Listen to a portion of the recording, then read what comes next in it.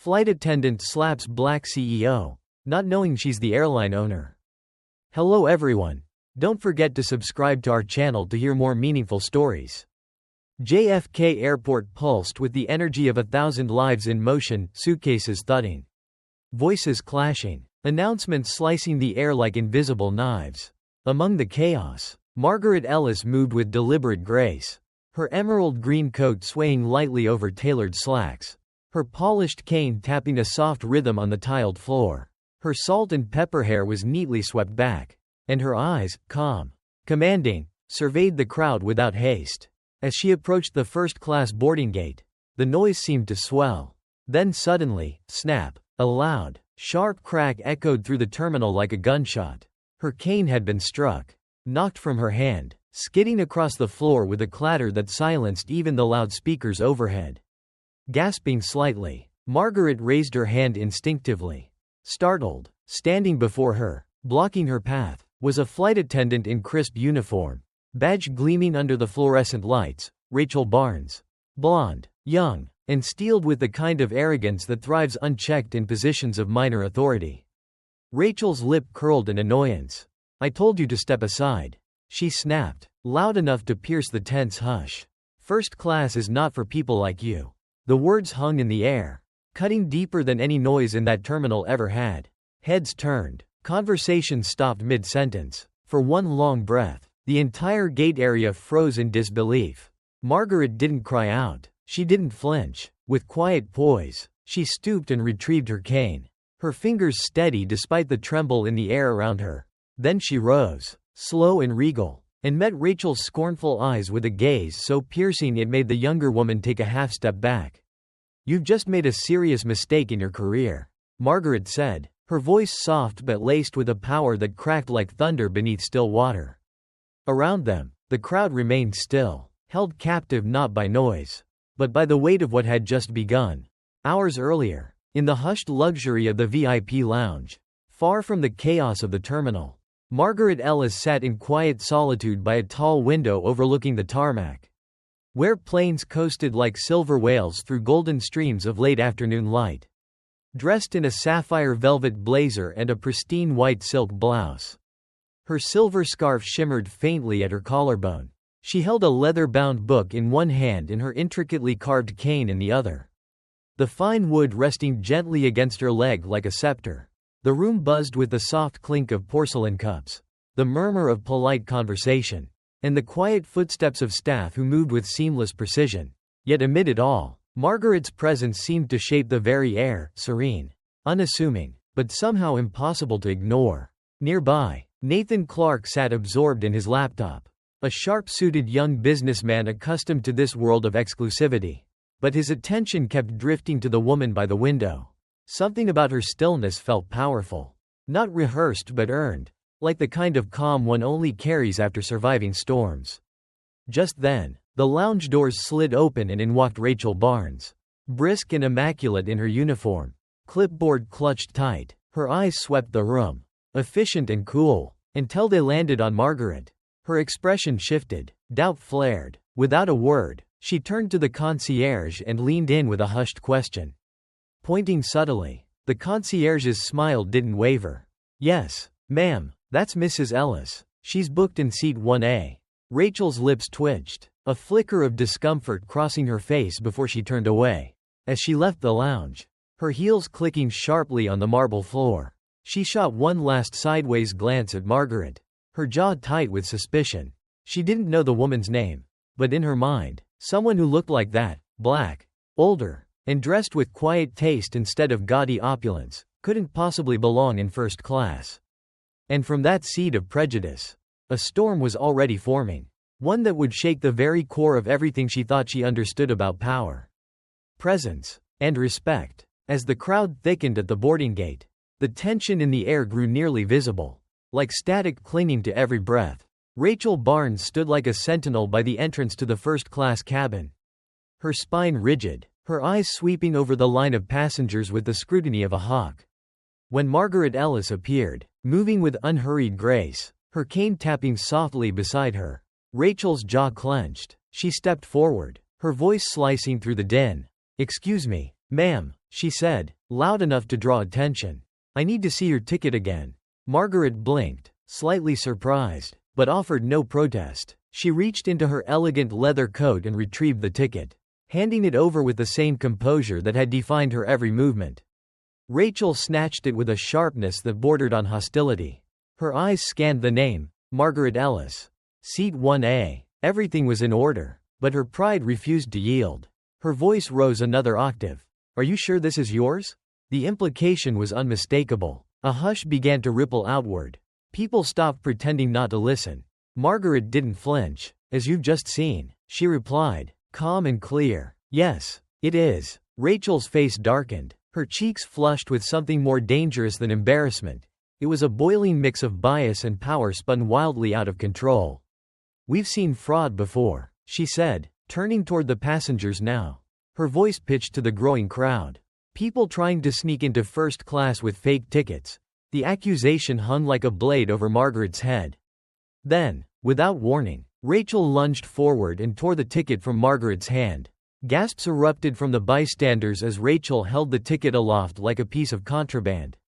With eyes locked on Margaret, she tore it in half.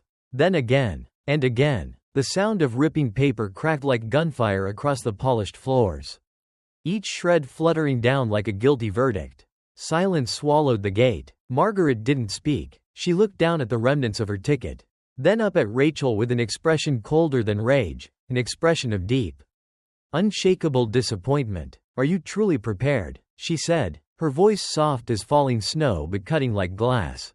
"To take responsibility for what you've just done?" And in that moment, every person who watched, mouths agape, hearts pounding, understood that something irreversible had just occurred. The tension at the boarding gate had calcified into something almost tangible when the echo of deliberate footsteps sliced through the heavy silence. All eyes turned. From the terminal's far corridor emerged a tall man in a tailored black suit, his every step radiating authority. It was Thomas Greystone, the airline's senior operations director, a name that stirred whispers among the crew and passengers alike. He moved with urgency but not haste, his gaze razor sharp, absorbing the scene before him, the shredded remains of a first-class ticket on the floor, the trembling posture of Rachel Barnes, and standing in the eye of the storm, Margaret Ellis. Calm, unbending, regal, Thomas halted beside her, and without a word, he bowed his head, not a polite nod, not a formal courtesy, but a deep, reverent bow, the kind reserved for those who commanded not just respect, but allegiance. The crowd stirred in confusion, curiosity suddenly turning to awe. Then, Thomas straightened, his voice cutting through the air like a blade cloaked in velvet. "Mrs. Ellis," he said, his tone steeped in remorse. "On behalf of the airline, I offer my sincerest apologies for the disgraceful treatment you've endured." Rachel's eyes widened in panic as Thomas turned to her. But the true blow came next. "Miss Barnes," he continued, his tone shifting to icy precision, "how dare you lay hands on the chairwoman and CEO of this airline? The very woman who built its name from nothing. Whose vision gave you the uniform you wear?" Gasps erupted like sparks igniting a firestorm. Rachel stumbled backward, her mouth opening but no words emerging. Her skin drained of color as realization crashed into her like a tidal wave. Around her, the crowd's whispers crescendoed into stunned murmurs. Margaret Ellis, the woman she had mocked, accused, humiliated, wasn't just a passenger. She was the force behind everything. Rachel's breath caught in her throat as she looked into Margaret's eyes, now glowing not with vengeance, but something far more unbearable, pity. And in that moment, every ounce of her arrogance turned to ash. The door to the cockpit closed with a solemn hiss, sealing Rachel Barnes inside with Captain Harris and Andrew Widman, the airline's vice president. The sterile air seemed heavier than it should have been, thick with expectation and unspoken condemnation. Rachel stood stiffly at attention, her breath shallow, eyes flicking between the two men whose gazes bore down on her like twin spotlights in an interrogation chamber. Captain Harris said nothing, his silence more damning than any outburst. Andrew leaned forward, his voice low, steady, merciless. "Miss Barnes, do you understand the gravity of what you've just done?" Rachel opened her mouth, a shaky breath escaping before her voice cracked. "I didn't know who she was. That's not the point." Andrew cut in sharply, his tone cold enough to freeze the air. "You humiliated a passenger. You tore up a valid ticket. And you publicly accused a woman, our chairwoman, of fraud. Based solely on how she looked. Do you grasp what that means?" Rachel's heart thundered in her chest. Her mouth went dry. She wanted to defend herself. To explain. To say it was all a mistake. But the words refused to come. Andrew rose to his feet. The chair scraping back like a final verdict. This wasn't just poor judgment. It was racial prejudice. Plain and raw. This company was built to rise above such rot. And you dragged us backward. The silence that followed was suffocating. Rachel felt her composure slipping. Tears welling. Her throat thick with shame. I was wrong. She finally whispered, her voice breaking like glass. "I let my assumptions take over. I disrespected her. I failed." The confession fell like a stone into the void. And yet, it echoed louder than any scream. Captain Harris sighed, slow and deep, his weathered eyes filled not with fury, but with bitter disappointment. Andrew didn't respond immediately. He studied Rachel with a gaze that felt surgical, cutting through to something deeper than her mistake, her soul. "We'll convene a disciplinary board after landing," he said at last, his voice a grim sentence. "But know this. Your career may not survive what you've done. And even if it does, you'll never forget the moment you allowed ignorance to strip you of your humanity." The conference room was cold, sterile, and suffocatingly silent as Rachel Barnes stood alone before the airline's disciplinary board. Her once crisp uniform now hung limp with the weight of disgrace. Her hands trembling at her sides as eyes from every seat locked onto her like judgment incarnate. At the head of the long table sat Douglas Freeman, the chief operating officer, flanked by Andrew Whitman and a row of high-ranking officials whose expressions ranged from grim to unreadable. The folder before them, thick and damning, was labeled Flight 934 Incident, Allegation of Severe Racial Discrimination. Douglas's voice was cool and clinical, slicing through the still air. "Miss Barnes, you've read the charges, seen the footage, heard the testimony. Before we render judgment, do you have anything to say for yourself?" Rachel drew a breath that caught in her throat, the silence pressing down like a hand on her chest. But she didn't cry, not now. Her voice, when it came, was ragged but unflinching. "I admit everything," she said. "What happened on that flight was my fault. I judged someone by their appearance. I let prejudice speak before I even saw the truth." A wave of disbelief moved subtly across the board. Confessions like this didn't come often. Not in a world built on denial and damage control. Andrew leaned forward, his eyes narrowing. "Do you understand the cost of your actions, not just to the passenger, but to this airline's name? Its values?" Rachel nodded slowly, her voice firmer now. "I understand, and I know an apology won't fix what I've broken. But I'm not here to salvage my job. I'm here because I need to face the person I became. And unlearn her." The room stilled, the weight of her words lingering like smoke after a fire. Douglas glanced at Andrew, then closed the folder. "We're suspending you without pay. Effective immediately. Your airline credentials are revoked. But Chairwoman Ellis has made a request that we will honor." Rachel blinked in confusion. "She doesn't want your career ended," Douglas continued, his voice low but steady. "She wants you rebuilt. 6 months of intensive training, racial equity, systemic bias, cultural ethics, directly overseen by the very woman you wronged. If you complete it, we'll review your reinstatement. If not, this chapter ends here." Rachel stood motionless, her breath shallow, as the room began to empty. Chairs scraping, footsteps fading, but even as the door closed behind the last executive, she remained rooted, not out of fear, but because for the first time, she understood what accountability felt like when it wasn't just punishment. It was the start of something harder, heavier, the work of changing who she was. The morning light was pale and unforgiving as Rachel Barnes stood outside the glass doors of the Anti-Bias Training Center. Stripped of her title, her uniform, and the brittle pride she once wore like armor. Gone were the polished heels and the perfect bun. Today she wore simple slacks, a plain blouse, and an expression carved by sleepless nights and the ache of humiliation. When the doors opened with a soft mechanical hum, she stepped into a space that felt both clinical and strangely sacred. The walls were lined with portraits, not of CEOs or aircraft, but of everyday people, janitors, mothers, immigrants, elders, faces etched with stories that had never made it past the gate. A middle-aged Asian man greeted her with a gentle nod. His calm demeanor disarming. "Welcome," he said, his voice soft but unwavering. "This is where we learn to see." Rachel said nothing. She only nodded, the weight in her chest heavier than her carry-on had ever been.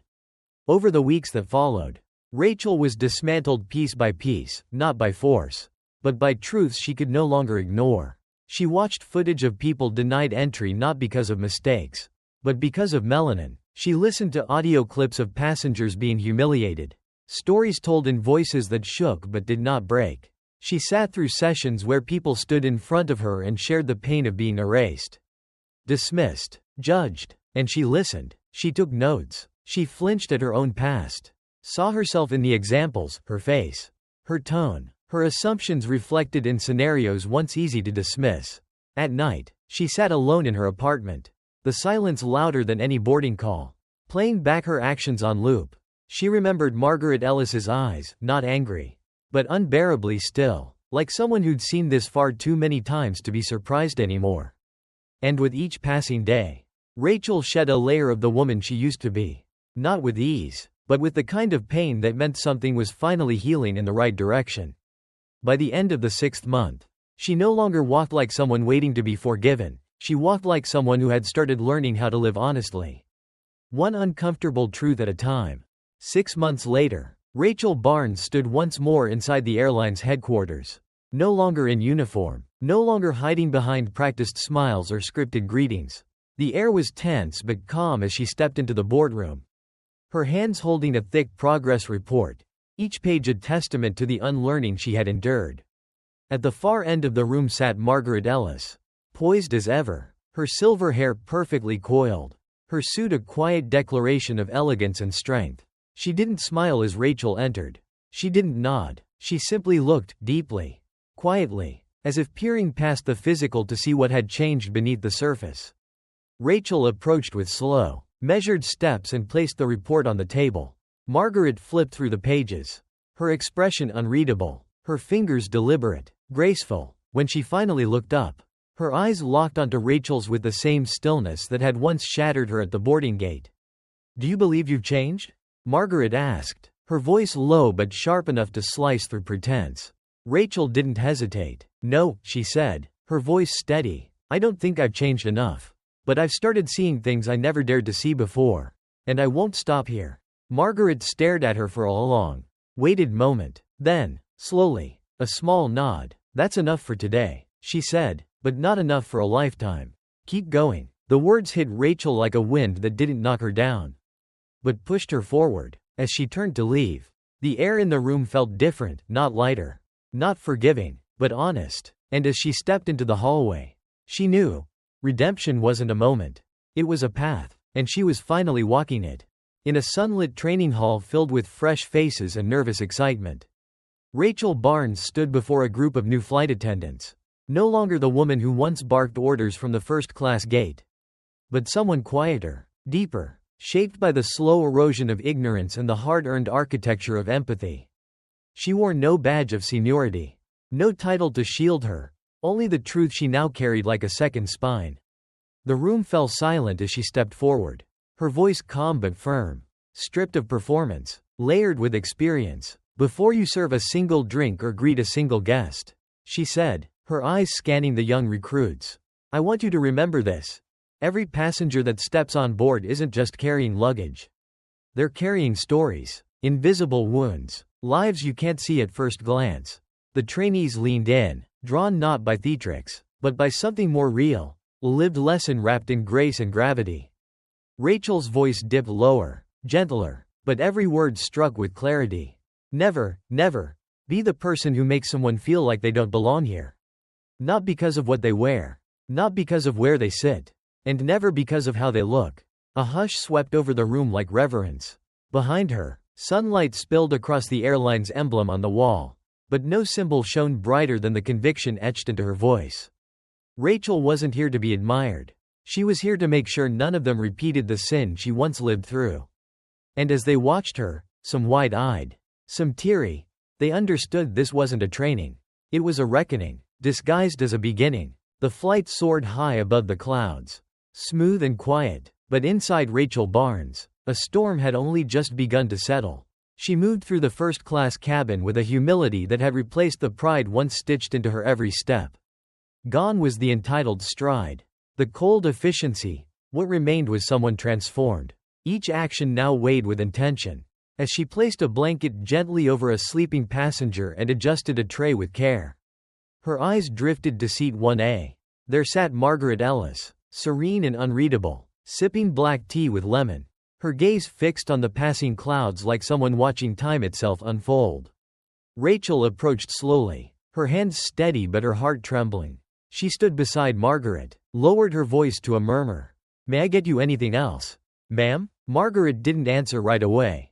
Instead, she looked up, her eyes meeting Rachel's, not with judgment, but with the quiet clarity of someone who had seen too much to be surprised. "Have you ever had your ability questioned because of your skin color?" The question struck like a soft thunderclap. Not loud, but shaking something loose inside. Rachel's lips parted, her voice barely more than a breath. "No," she said, raw and honest. "I never have." Margaret nodded slowly, her gaze returning to the sky. "Then you've lived a life many only dream of." The silence that followed wasn't empty, it pulsed with truths too often buried.